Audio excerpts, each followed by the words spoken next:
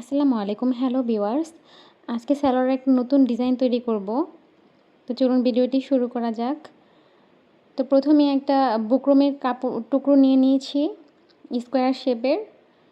তো এটাকে 4 ভাঁজ করে দেন এক পাশ থেকে 1 ইঞ্চি থেকে 2 সুতা কম একটা মার্ক করে দিব। 2 সুতা কম নিয়ে তারপরে চক দিয়ে একটা মার্ক করে দিব। এবার আরেক সাইডেও এরকমভাবেই 1 ইঞ্চি থেকে 2 সুতা কম নিয়ে একটা মার্ক করে দেব।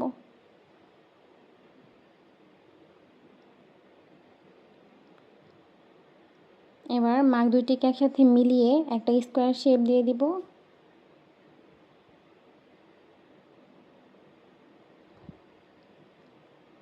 তো এবার এই দাগ অনুযায়ী বক্রমটি কেটে দেব।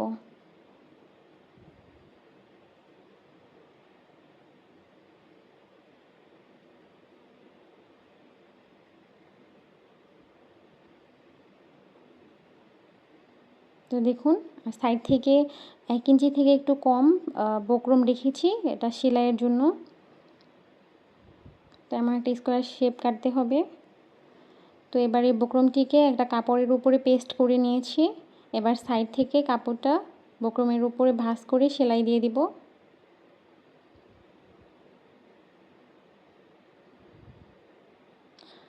তো এরকম করে টোটাল 4টা পিস তৈরি করতে হবে। দেখুন আমি 4টিকেই কিন্তু সাইড দিয়ে সেলাই করে নিয়েছি পেস্ট করার পর। এবার সালোয়ারের কাপড়টি নিচ্ছি। তো পায়ের অংশের নিচ থেকে 2 ইঞ্চি পরিমাণ একটা মার্ক দিয়ে দিব।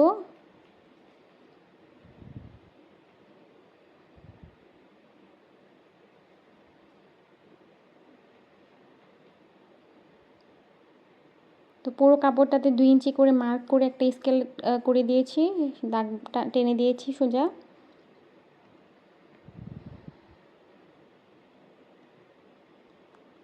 তো এবার যে স্কোয়ার শেপগুলা তৈরি করেছি সেগুলা বসিয়ে নিব ওই দাগ বরাবরই করে।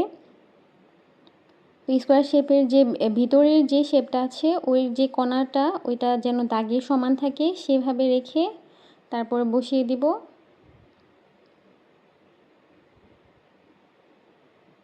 তারপর একদম বক্রমের সাইড থেকে সেলাই দিয়ে দিব।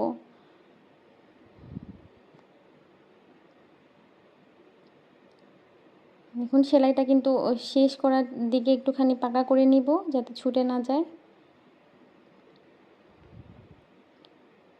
সেম একইভাবে আরেকটা বসাবো।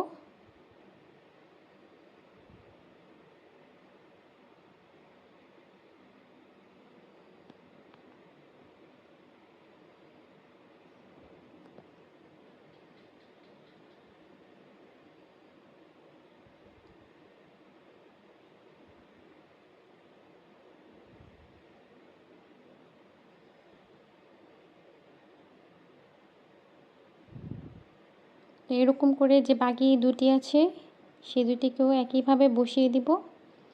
তো দেখুন এই কাপড়গুলো বসানোর পরে ভিতর থেকে যে এক্সট্রা কাপড় আছে সেই কাপড়টিকে কেটে দিব। একটু কাপড় রেখে তারপর কাপড়টি কেটে দিব। এবার সাইডের কর্নারগুলোতে একটা করে কাট দিয়ে দিব। একই নিয়মে 4টিকে করে নিব, তারপরে উল্টে দিব। দেখুন যেভাবে উল্টে দিচ্ছি সেভাবে উল্টে দিব। তো এবার প্রেস করে নিব। দেখুন প্রেস করার পরে কিন্তু এরকম দেখতে হবে। তো এবার একটা 1 ইঞ্চি চওড়া বক্রম নিয়েছি আর একটা 1 ইঞ্চি চওড়া কাপড় নিয়েছি।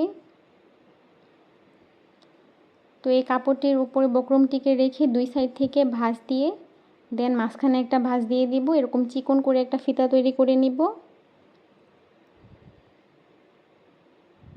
ফিতাটির মধ্যে বক্রম কিন্তু অবশ্যই ব্যবহার করবেন, না হলে ফিতাটি মজবুত হবে না। তো এরকম করে বড় করে একটা ফিতা তৈরি করে নিব। দেন যে স্কোয়ার শেপটি আমরা তৈরি করেছি সেটার মধ্যে বসিয়ে দেখব একটু বাড়তি রেখে 2 সাইড থেকে এরপর একটা মাপ নিয়ে কেটে নিব। তো ওই মাপে সবগুলো ফিতা কেটে নিতে হবে।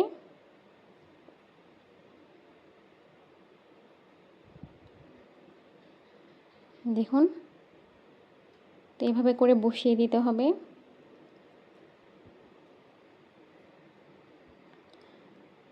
তো ফিতাগুলা বসানোর জন্য আমি এরকম একটা আঠা নিয়েছি। আঠাটির নাম হচ্ছে ফেবিক্রিল। তো দুই সাইডে ফিতাটির দুই সাইডে একটু একটু করে লাগিয়ে তারপর এরকম করে বসিয়ে দিবে। এমন করে বসালে হবে কি, সেলাইয়ের সময় ফিতাগুলা কিন্তু সরে যাবে না।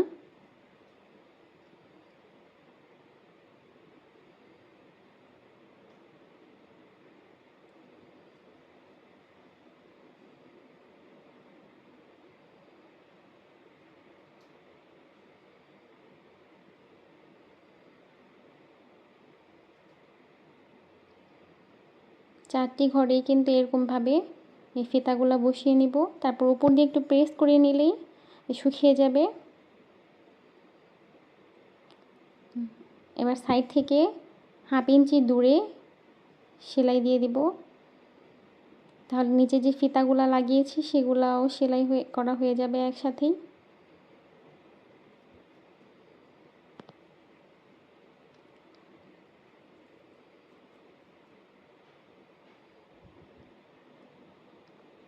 তো 4টা ঘরই সেলাই করা হয়ে গেলে এবার সালোয়ারের কাপড়টিকে একটা ভাঁজ দিয়ে তারপরে যে ঘরগুলা তৈরি করেছি তার উপরে 2 সুতা পরিমাণ একটা সেলাই দিয়ে দিব। ভাঁজটিকে একদম সোজা করে রাখতে হবে।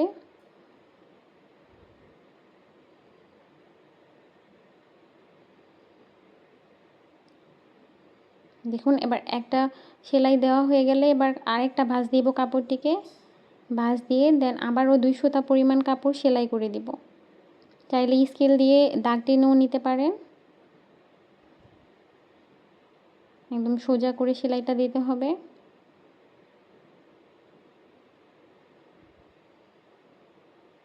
তো এরকম করে আরেকটা ভাঁজ দিব।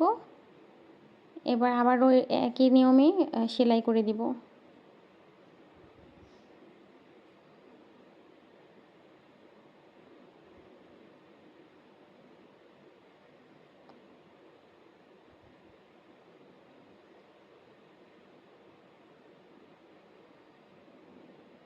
তো দেখুন, এরকম দেখতে হবে ডিজাইনটা।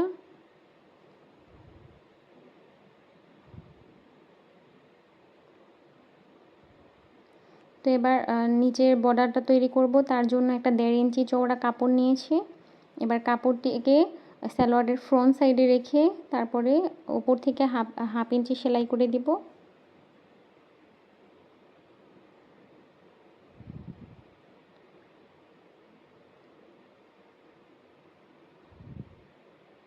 তো এবার এই কাপড়টিকে উল্টো সাইডে এনে তারপরে 2 ভাঁজ দিব, দিয়ে একদম সাইড থেকে সেলাই দিয়ে দিব।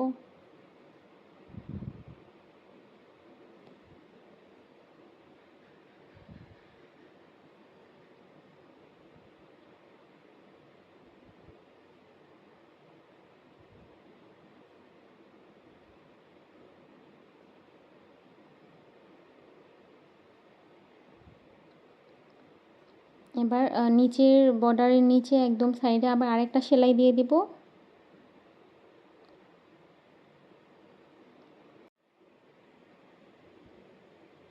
তো এবার সৌন্দর্য বাড়ানোর জন্য মাঝখানে একটা করে এই ঘরের ফিতাগুলার মাঝখানে একটা করে পুঁথি লাগিয়ে দিব, বাল পুঁথি।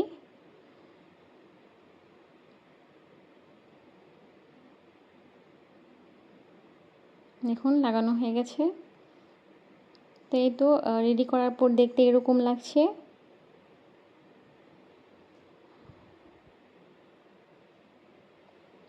তৈরি করার পর আর কি খুব সুন্দর লাগে। আপনারা অবশ্যই তৈরি করে দেখবেন।